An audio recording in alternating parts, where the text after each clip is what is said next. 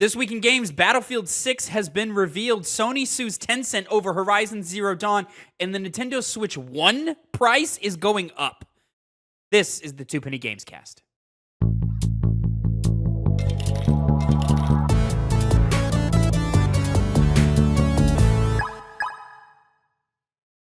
What's poppin', players? Welcome back to the Two Penny Gamescast, episode 261. I am your host, Tavin Bothel, here with my good friend and co-host. Say hello to the people, Connor Elliott. Greetings to all.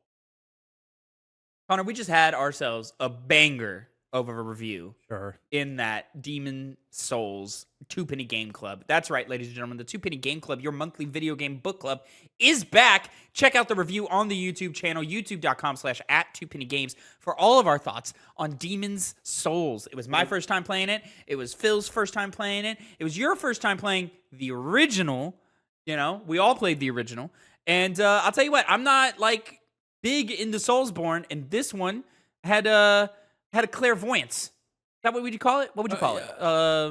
Revelation. A revelation, an enlightening to Soulsborne. So I'm very excited to when we eventually get around to Dark Souls. Is that this next month's game? Well, you're going to have to stick around to the end of the Two Penny Game Club to find out, you know? So make sure you click that video, watch it, give it a like, let us know what you think about Demon Souls. Again, youtube.com/@2pennygames. But this is the Two Penny Game, excuse me, I almost said Game Club. I did a thing that you do, but in reverse. There you go. This is the Two Penny Games cast. Each week, me and Connor come to you with the nerdy news you need to know concerning the video game industry. We each come to you with two topics, 2 pennies, if you will, and we give you our 2 cents on them. Excuse me. This week, we got some news coming in, of course, but We always do.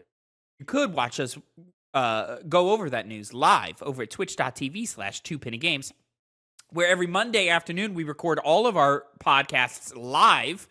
And if you can't catch us live, either on YouTube or on TikTok, or excuse me, either on Twitch or on TikTok, you can catch this podcast every Tuesday, 8 a.m. Central Time, youtube.com/@2pennygames, or mainstream podcast services of your choice. Make sure you like, subscribe, hit the follow button. Connor, you know what I forgot to prep? Two Connor? stories we're doing? No, I forgot to prep the audience's 2 pennies. That's what I forgot to prep. I mean, I feel like, you know, whose stories is who. That part's pretty easy to figure out. Hey, spoilers, your story 2 and 4. Oh, I Yippee. can be 4. Yeah. Yeah. Of course, ladies and gentlemen, we want to give you your opportunity to put in your 2 cents and have your own penny topic. I want to jump to Noraz on our Ubisoft is Dumb Again, Splitgate 2 flops, and $70 Outer Worlds 2 Two Penny Gamescast episode 260. Aren't you tired of playing the same, quote, aren't you tired of playing the same shooter over and over again? We gonna do something different, he said. Splitgate 2, sequel of the first, and the same game with too much in-game store stuff with outrageous prices. Yeah, different from Call of Duty, he said. Nah, it's the same shit. That is something we neglected to talk about, at least in detail, mostly because we have not played Splitgate 2 in any form or fashion, is I hear the microtransactions is the gouging of prices and the ridiculous things that you have to pay for in Splitgate 2 is out of control. Yeah. Or was out of control, I should say. Yeah, I never really heard anything about that. I'm guessing it's not things that you just get through natural progression. It locks a lot of things behind. I would assume so, yeah. But, you know, now that's probably something that's going to be highly, highly reworked. And it is also funny that they were like, oh, we're going to, you know, bring you something new, and it's a sequel. Fair point. I mean, Splitgate is still a new IP. You know, we're not on Splitgate 7 or 8 or, you know, whatever. Like, we're on Call of Duty, what, fucking 15 now? Probably Don't ask more. me. You know, I lost count a long time ago. So, you know, there's all of that. But hey, this is what happens when you get on stage and make a fool of yourself. It is, yeah. I mean, I think of something like Helldivers, a game that had a following. The first game did, not anywhere near what the second one would get. Well, I guess that's what's different between that and Splitgate, because no one seemed to play Splitgate 2 at all.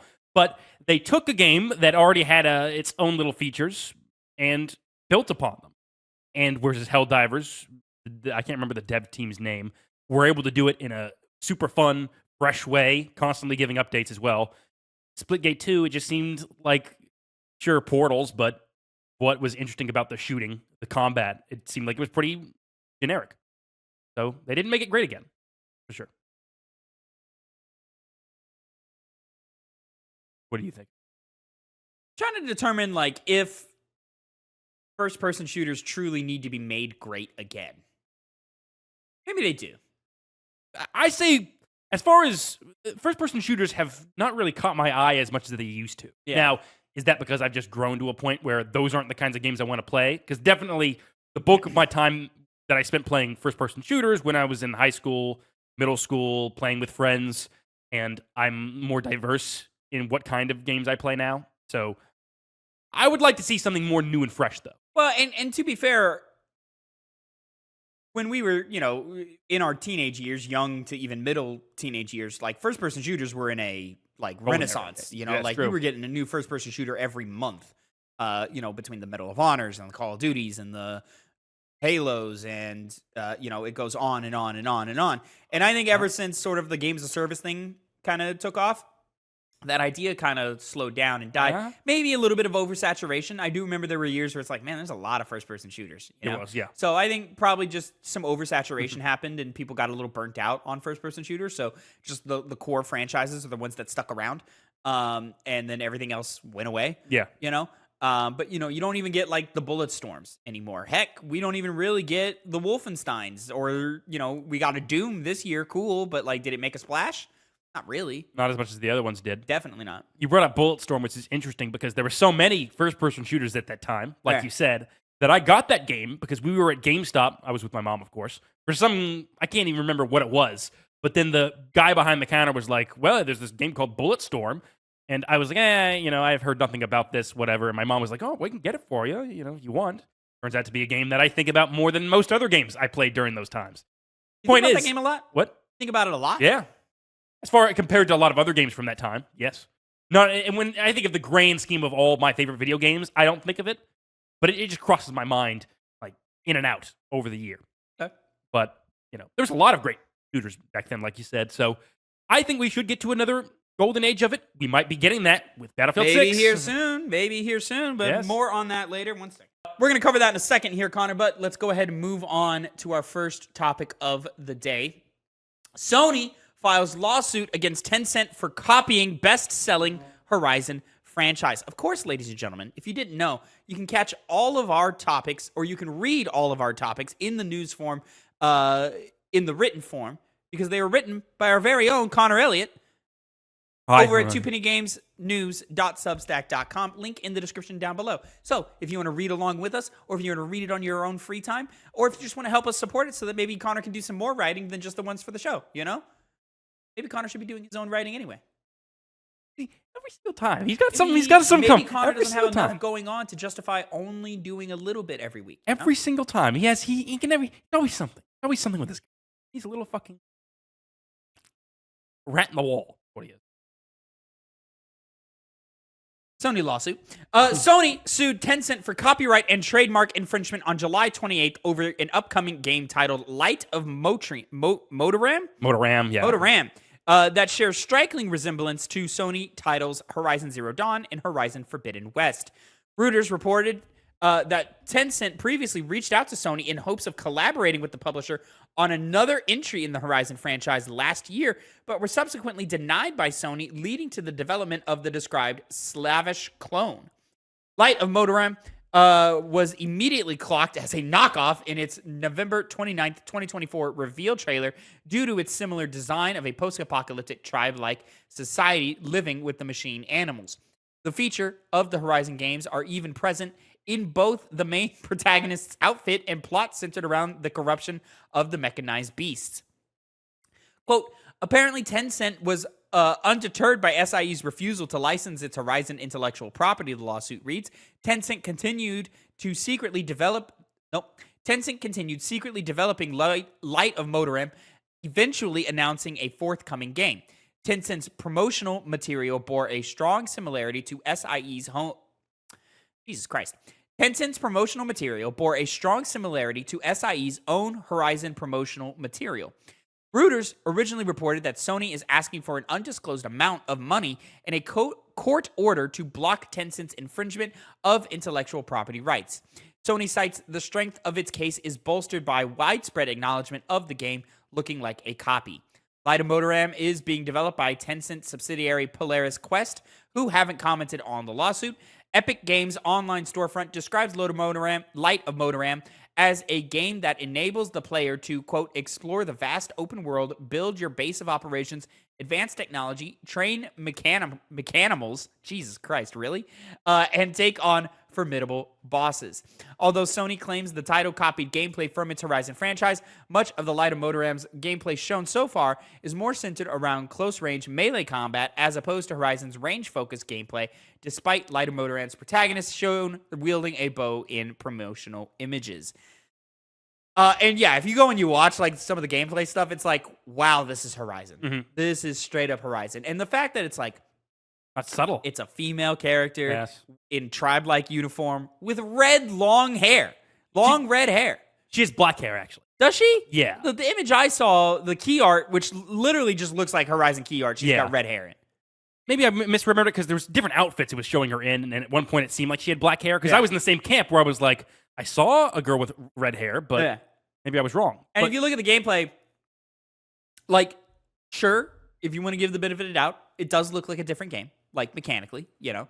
But, I mean, if you had told me it was a Horizon game, I would believe you. Like, Yeah. and so I think Sony has every right to protect their IP here because I think Tencent has overstepped their boundaries. Like, clearly, and especially because they've had dealings with Sony trying to get the license for Horizon and then went along and made the game anyway. Yeah, I think clearly, there's a problem. You need, in order to even get this game to market, you need huge asset recreations and recycling here. Like, it's tough. the big issue is that the tribe-like society in Horizon is so visually striking. Not in the best way, I would say, but they have the design, like the outfits they wear, Yeah. they look identical to this. And there's not any other game I can think of that it looks similar to. I mean, So it's even more like unique in that like way. they're using the machine parts in their headdresses. Like the machines like are also white and look like Horizon machines. Yes. Like clearly they're not ones we've seen before. But like if you had told me this was Horizon, I would believe you. One of the fights in the trailer was a giant bull that looked like the bull that you would Literally. find in Yeah, Horizon. yeah. This is probably going to be a layup lawsuit, I feel. You know? I think this game gets shelved and canceled immediately. And Tencent, they release a lot of games. They're kind of just a lot of shovelware is what you would call it. Shovelware's where, yeah. Yeah. And so I could see them just saying like, oh shit, let's not just get even All further, right, cancel the give game. this one the axe. Probably close the studio. Yes. They haven't responded yet.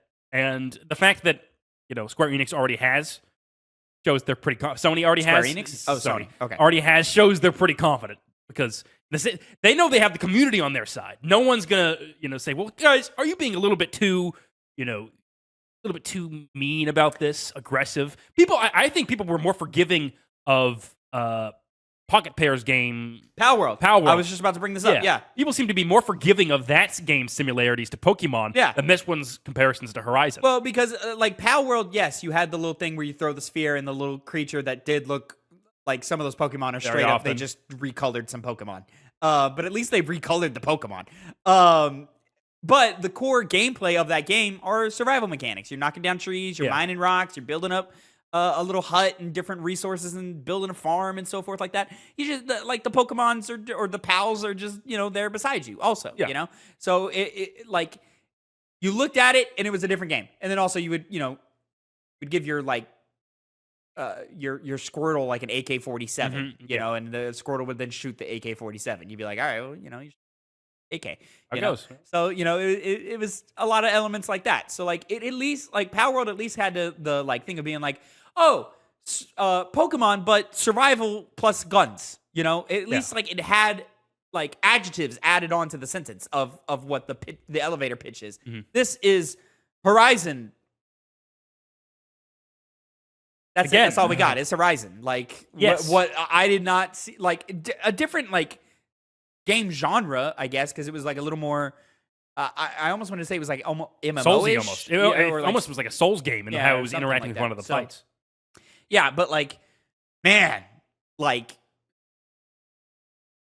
and I mean, the joke was always like, well, how is Nintendo not suing for IP infringement over Power World, right? Like we were all like, what are you doing? They actually did. They ended up suing for different reasons. For what is it called?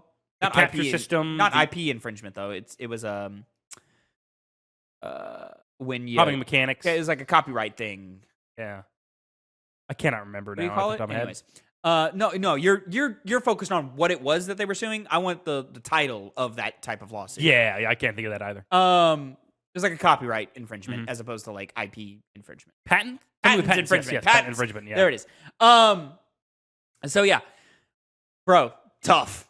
Not really tough. I mean, sorry for whoever was working on this game and cared about it. But what are y'all doing? Did nobody at the studio go, hey, maybe this is not a good idea. Maybe we should try and figure out something else. Yeah. I mean, dude, the key art 1-for-1 looks like Horizon. Well, see, that's the thing. Well, based off the gameplay that I saw in the reveal trailer and the description of being more about, you train your animals, it seems to have more community building going on, doing things that are not like Horizon, but the way they promoted it makes it seem like it's like Horizon. Yeah. And they're saying it's hard to tell the difference between the two. To someone who's uninitiated, that has maybe just heard about these things secondhand, they wouldn't be able to really tell what's the original one. You're just you're out and you're at a restaurant with a TV and the PlayStation trailer plays where they show off all their IPs and you go, oh, that looks interesting, and you just Google girl with red hair fighting robot dinosaurs, and Light 'em Motorum would come up instead of Horizon for some reason. That's a problem, and so I can't help but understand Sony's position here and go, all right, fair enough. And at the end of the day, as I am with most companies, I don't really like them either. Tencent's especially bad, so yeah. Fight. But it's two mega corporations going against each other, really. The problem is that this dev studio is almost certainly probably going to be closed and people are going to lose jobs. Very likely. Which sucks, but you probably should have also known what you were working on and been like, this is probably not going to work out, Unfortunately, so they probably didn't have much say in that. Maybe the best they can do is be like, well, I got a cool gameplay trailer that I can point to for a resume and be like, hey, man, I did this. You never played it because it was a problem. But I guess that could also work both ways of like, you worked on the game that ripped off Horizon and they sued you over it. Yeah, I don't know if we want you on this team, buddy. I don't know. Unfair. But at the same time, you could go, in a job interview, be like, hey, so I worked on this. Yes, we knew what was happening. Yeah. We were told to do it. I didn't want to do it. Here's my personal portfolio of everything I have created on my own. Please hire me. And then, an understanding person could be like, oh, no, it looks like you did good work there. You do have to sell yourself. Part of the whole thing. It's all part of it. I don't even think it's, we may never even do an update to this story. It might just be like, okay, we'll settle out of court. Yeah, right. Sorry, guys. Sorry. Moving on to topic number 2, Connor. This is going to be your first topic of the day and something that I'm quite interested in seeing what you have to say about it. So go ahead and take it away, my friend. Yes. DICE hosts Battlefield 6 multiplayer event, open beta to follow shortly. 10 days following a reveal trailer for Battlefield 6, a July 31st event saw DICE show off the game's high-octane, destructive chaos with an emphasis on returning to Battlefield's heyday of the 2010s. The event streamed on the Battlefield YouTube page included a multiplayer trailer set to the tune of Limp Bizkit's Break Stuff and 2 back-to-back videos showcasing classes, right? Showcasing classes, combat, destructive environments, maps, and modes.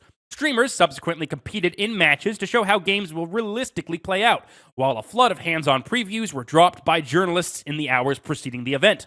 DICE heavily emphasized the return to class-based units that restrict what weapons are available to them, as opposed to the unpopular feature of allowing access to all weapons regardless of class, like in Battlefield 2042. The failed prior entry in the franchise was also much criticized for the landscape being much more resilient to damage, leading to environments being far more susceptible to the destruction this time around. An aspect of Battlefield 2042 that hasn't been abandoned is Battlefield Portal, a mode similar to Halo's Forge system that allows for the creation of community maps that still allow for multiplayer progression. This, in addition to expanding movement options like combat roles and omnidirectional sliding, sets up the franchise for a fresher direction. EA Executive Vice President Vince Zappella touched down on how past Battlefields have influenced development of Battlefield 6, specifically 3 and 4.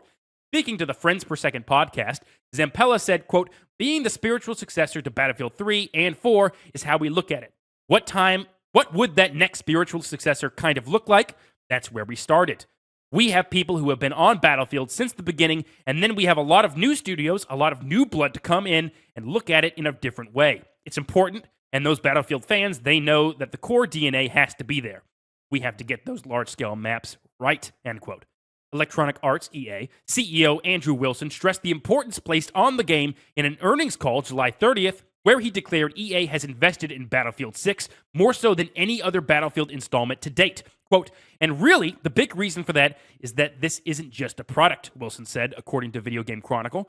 We're really building out Battlefield as a platform, and you'll hear a lot more about this in just 2 days' time, and all will become more clear about the nature of our investment over the last 4 years, with 4 studios building against this launch to date, end quote. A closed beta for early access gamers will be held on August 7th to 8th, before becoming open the following weekend until the 10th, where it'll eventually return on August 14th to 17th. Previews have been overwhelmingly positive, with journalists like Trone Dowd of Inverse writing, quote, despite being 3 months from release, Battlefield 6 is the most fun I've had playing a multiplayer shooter all year long. And while much of what makes this game special isn't necessarily new, it's refreshing to see DICE and company finally get a grasp on what makes Battlefield tick, end quote. Meanwhile, Rock Paper Shotgun's James Archer reports that Battlefield 6, for better or worse, is more Battlefield. Quote, could a team pull together to roll their tank into an enemy hardpoint covered from the air by jet strafing runs and C4-laced UAV drones, while sharpshooters pick off anti-armor launchers and medics dive in to save the wounded vanguard, writes Archer. Maybe the tools are all there. More likely, it'll be chaos, with assault classes running off alone, medics ignoring freshly splattered teammates, and engineers chasing after smoking tanks that have accelerated well outside blowtorch range. In other words, good news, it's just like Battlefield, end quote.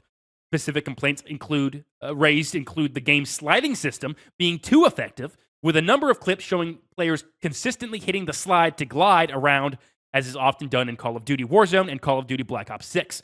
With betas on the horizon and a release slated for October 10th of this year, it's likely such complaints can be rectified as long as DICE is fixed to adapt whenever necessary.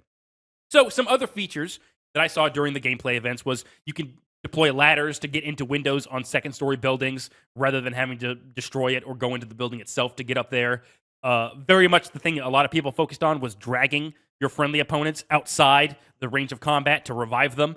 And they were returning to an old Battlefield map, 1 of 4. I can't remember what Operation Firestorm. So we'll see what other ones they come up with. But people are really, really excited for this game, and I have to include myself in that camp. Battlefield 3, back in the day, was my first-person shooter. I loved a lot of the Call of Duties. I played a lot of the Call of Duties. But at the end of the day, my personal favorite was always 3. And I played a lot of 4 when it came out, but it didn't capture that same magic that 3 was.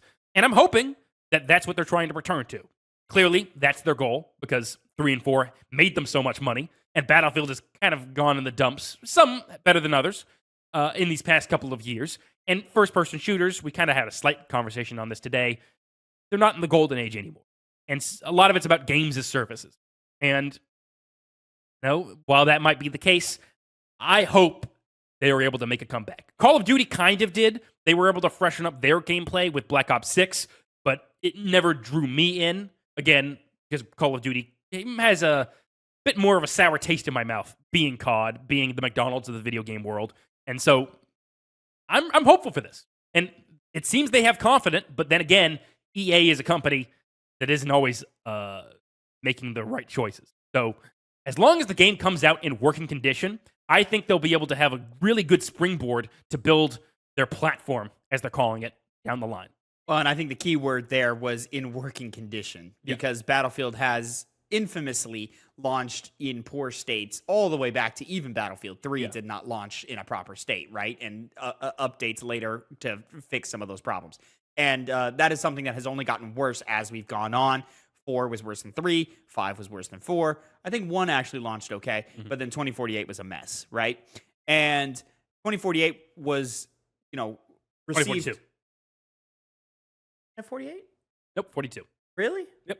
Maybe was the Call of Duty 2048 or something? No, the Battlefield 2048. Oh, maybe it was 2040. Are you getting that misconstrued with 1942? No, I don't think. Yeah, 2042. 2042? Yep. Okay. 2042 was so poorly received and sold so little that EA never gave sales numbers on it, And, let me start with the positive. The game looks good. You know, I like what their focus is. It feels like hey, we kept trying to mess with a formula that was working. Let's return back to the working formula and just add on what can the player do in battle scenarios to sort of be more effective on the battlefield. No pun intended. Mm-hmm. And then the game looks beautiful. I like all the destruction moments that I'm seeing online. I'm seeing a lot of clips from the playtest event that look fun, and it looks like people are going to have a blast with it. I'm not a Battlefield guy, never been a Battlefield guy, not planning on jumping into this one unless, you come back so positive of like, dude, you got to try it, jump in with me, something like that, So in which, sure, yeah, let's check it out. Glad Battlefield fans seem to have responded very positively to what we've been shown and what has been played so far, and that's great. I hope nothing but success. I've got a bit of a chip on my shoulder because we lost the Dead Space remake team to this project, and we're not getting a Dead Space 2 remake because of this project. And so, I'm a little bit, and I feel like that team was doing something actually revolutionary in survival horror, and for them to just become a support studio for this, disappointing, right? Yeah. So it's just a bit of a personal chip on my shoulder. In no way am I saying I don't want the game to succeed. Of course I want the game to succeed. Of course I want fans to be happy. Of course I just want, all the good things to happen here, right? And I hope it does. And you're right. They look confident. They seem confident in the way they're presenting it, in the way they're talking about it, in how the game looks. I do think we've got a good Battlefield game on our hands here. How good is it, though? On that scale of good? Yeah, dude, it's got to be superb to get me personally to care. But happy for Battlefield fans and hopeful that this, means that we get a success story from EA, because we're, a little far and few between right now with, Football Club not selling great last year, and with Dragon Age the Veilguard disappointing a lot of fans last year, and Mass Effect maybe he's in danger. Mass Effect's maybe in danger. We'll find out. And then, of course, mass layoffs all happening all the time. So if we can count this as a win universally, if gamers are happy, if publishers are happy, if developers are happy, I'm happy. Yeah. And even if it's not a game that I'm personally interested in, I'm glad that it seems like everybody is invested in this. The problem is that they, as they're saying, they put more investment into this than ever before. And you've got, unfortunately, another return of Call of Duty's biggest franchise coming back again. Yeah. So you've got a bit of an uphill battle. Battlefield has always had an uphill battle. Once upon a time back in like 2012, I believe it was when it was Battlefield 3 versus Modern Warfare 3, and then Battlefield 4 versus whatever came out that year. Yeah. And Hardline, and all these different titles. And, Call of Duty just kept winning. And if I'm honest, they're probably just going to keep winning again. But I've not felt excitement for Battlefield like this in a while. Yeah. And I mean from like the culture, from the people being like, oh, people are very excited for this. Battlefield 1 was the most similar to that, just because of that was the last time I felt any excitement at all. Because it was new. It was fresh. Yeah. Battlefield, like World War I, people don't really do that when they make their multiplayer shooters. Yeah. And it will.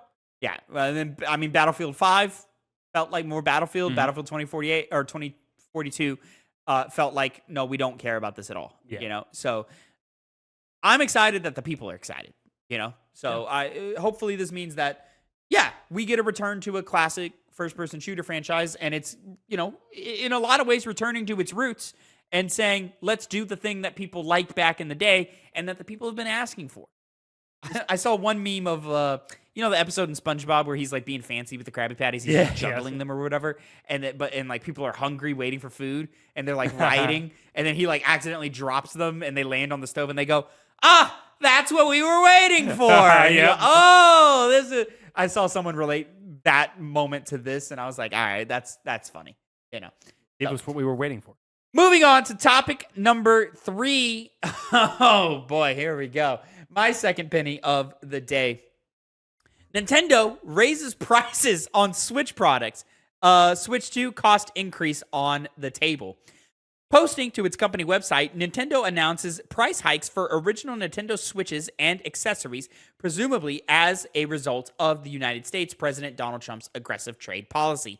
Quote, pricing for the original Nintendo Switch family of systems and products will change in the United States based on market conditions, effective August 3rd, 2025, said the August 1st announcement. That's fucking yesterday from the time we're recording this. Quote, these include Nintendo Switch OLED models, Nintendo Switch Lite, and select Nintendo Switch accessories. Other Nintendo products, including Nintendo Switch 2 accessories, select Amiibo, and the Nintendo Sound Clock Alarmo, will also see adjustments. Pricing for the Nintendo Switch 2 system, physical and digital Nintendo Switch and Nintendo Switch 2 games, as well as Nintendo Switch Online memberships, will remain unchanged at this time. However, please note that price adjustments may be necessary in the future. It didn't take long for sites like Target to increase their online listings, as spotted by X, formerly Twitter, user Wario64, despite the effects to not occur until the following Sunday. The original Switch saw a rise of $40 to become $339.99, with the OLED model hiking from $350 to $400. And the Switch Lite increase go from $200 to $230. Additional products like Joy-Con 2 controllers and Alarmo clock saw more modest raises from $95 to $100 and $100 to $110 respectively. Early July saw Nintendo of Canada warn of impending price hikes to Switch One and online services, also based on market conditions.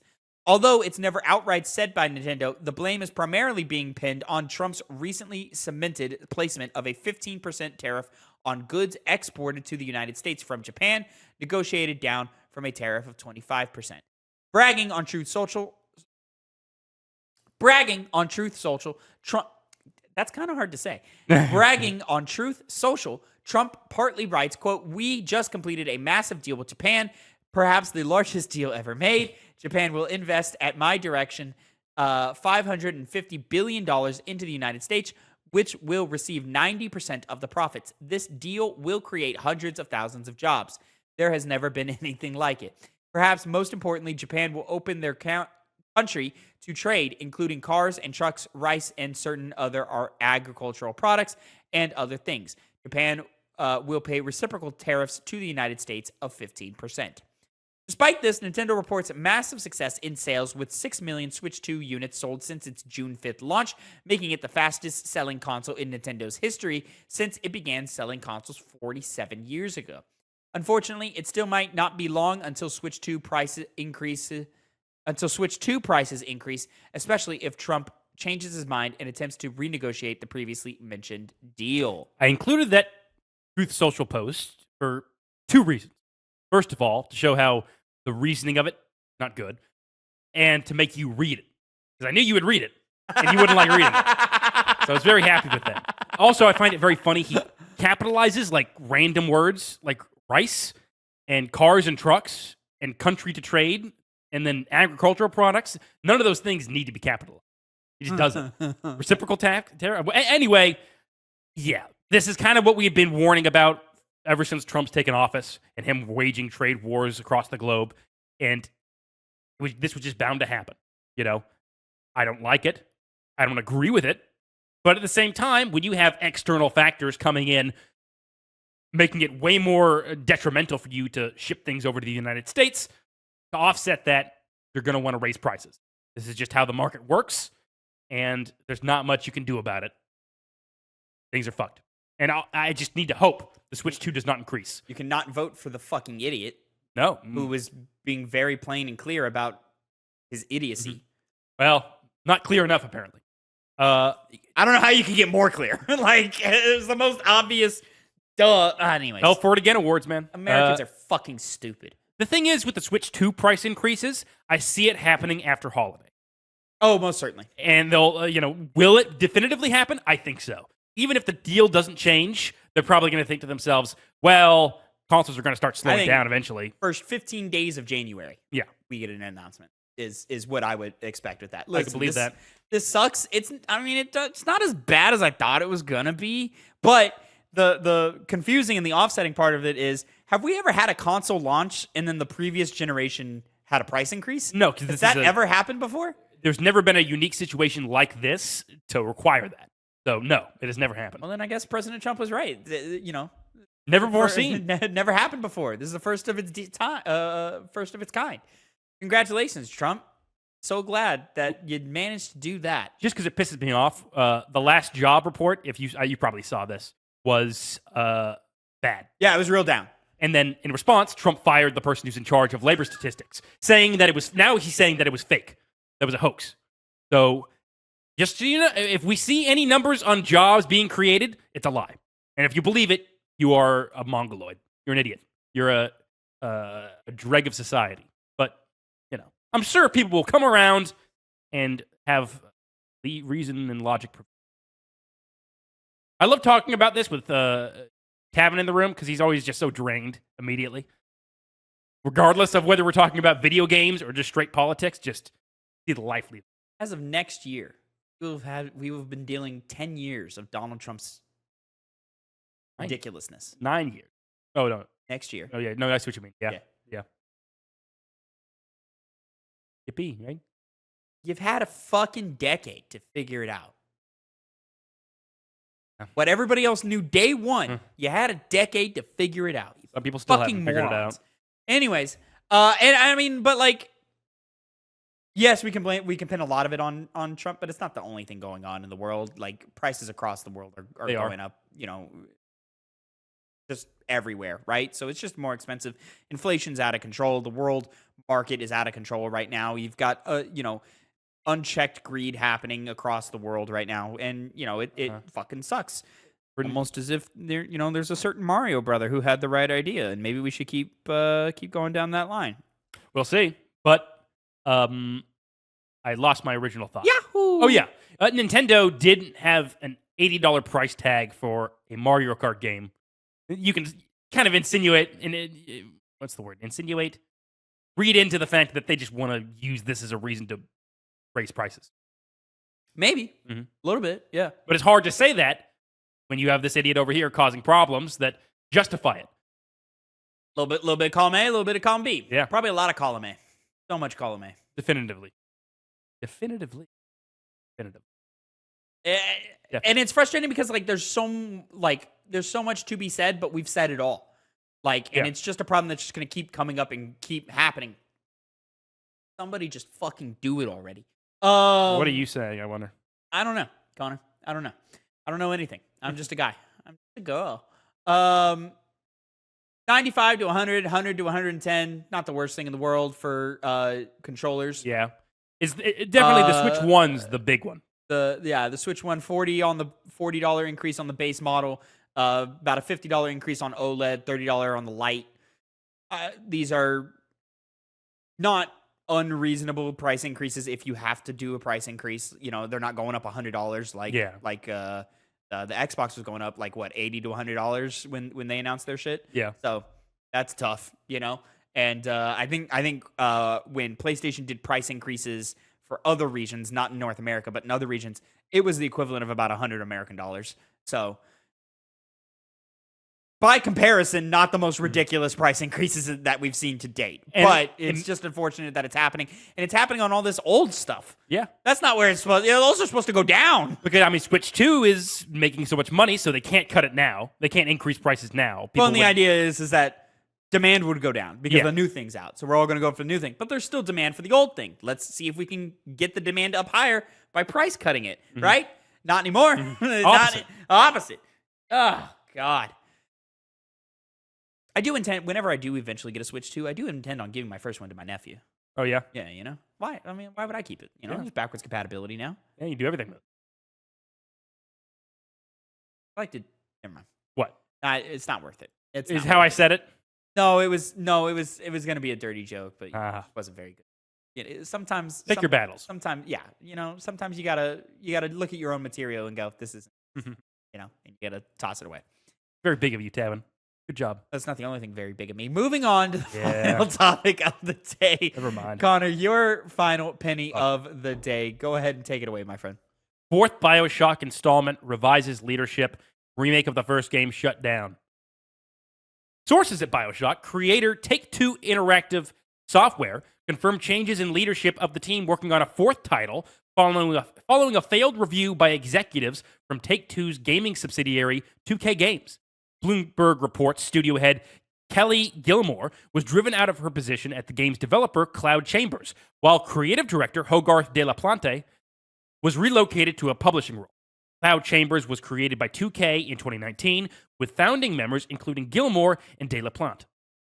The negative reviews focused primarily on the narrative needing to be, quote, revamped in the coming months, end quote, while the leadership changes were justified to press for a more, quote, agile and efficient, end quote, direction. Oh, they always want to be more agile and efficient. Always is the cookie cutter word there. The leadership alterations and shift in business model has led to worries of layoffs among employees. In addition to a spokesperson confirming the change in leadership, 2K Games responded to Bloomberg saying, quote, we are working hard to set Bioshock up for the best possible future. Right now, we have a good game, but we are committed to delivering a great one. We are working closely with leadership at the studio to define this path, end quote. Bloomberg simultaneously reports that not only was the fourth entry in production by multiple studios over a decade, but that 2K Games had been developing a remake of the first Bioshock title. It's unclear how far along in production the game was, only that it had been canceled earlier this year. The previous entry was Bioshock Infinite in 2013, excluding Bioshock the Collection's release in 2016. Gilmore was the first woman in 2K Games to head a development studio in the form of Cloud Chambers, where they've exclusively worked on the unnamed Bioshock game for an indeterminate amount of time. Gilmore has been with 2K Games for around 24 years, originally working on Civilization 3 before serving as marketing director for XCOM Enemy Unknown and producer on XCOM 2. Hey, I like that last one a lot. Well, I like both those XCOM games, but one gets overshadowed. You're a marketing director, so like not working on the game. Yeah. You're working on the game, but you're not working on the game. You know how it is. Yeah. You know how it is. But producer, XCOM 2. I like XCOM 2. One of my favorite video games of all time. Amazing one. So maybe there was hope for this Bioshock game in whatever form it was. But, now it doesn't look so likely. And I'll be honest. I've been hearing rumors about a Bioshock 4 for 12 fucking years. Mm-hmm. This game ain't happening, guys. I mean, as you say, it's been a long time since you've heard about it. It's passed through 4 different studios. That's not a vote of confidence. That makes you think, even if you say you have a good game, I think you're lying. Duke Nukem Forever was the same story. Yeah. I'm pretty sure it's almost the same exact story. Certainly in terms of development time. It was in the fucking works for a long time. We're not getting a Bioshock 4. I think it's very possible. I don't. We're certainly not getting a 1 remake, which, I mean... I would take that over a 4, personally. It definitely would be a fun thing to play around with. Because Bioshock is, I would say, overrated by a large portion of the gaming community. But... The bold stance, Connor. Is it a bold stance? Bold stance. I wouldn't take it. Yours is even worse. What? I don't know what you're talking about. I love Bioshock. Check out our 2 Game Club review of Bioshock to see all of my opinions on Bioshock and all the praises that I'm willing to give it. But yeah, I mean, there's not much to say about this other than I hope Gilmore, because it wasn't exactly clear, is pushed out of Cloud Chambers entirely. But, I mean, these guys can be pretty cold with how they think about their business decisions. So, easily could. Yeah, this is unfortunate. Yeah. This is, I mean, like, if we're being honest here, like, people would be excited for a Bioshock no matter what, right?